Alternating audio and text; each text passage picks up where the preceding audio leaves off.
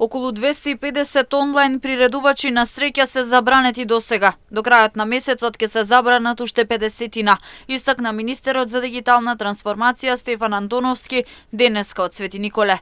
Овие онлайн приредувачи на среќа работат нелегално, вели тој, а представуваат пандемија која ги зафаќа пред се младите граѓани.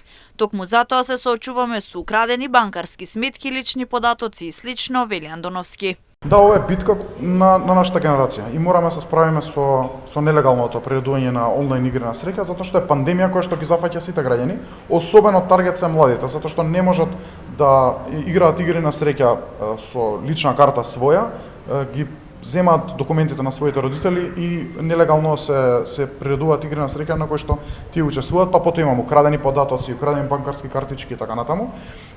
До сега забранет се над 250 онлайн приредувачи на игри на среќа кои што се не извадиле лиценца во Македонија, се нелегални и тој процес продолжува понатаму. Ние еднаш месечно добиваме пресек анализа на нови нелегални приредувачи на игри на среќа и секој пат забрануваме нова тура. Очекувам дека нови 50 до крајот на месецот исто така ќе забраниме. Посочува дека секој месец имаат активности, процесот трае во континуитет. На овој начин се заштитуваат и младите луѓе, откако што рече предаторите на интернет, на кој целта им е да ги украдат податоците на граѓаните, а потоа да ги злоупотребат.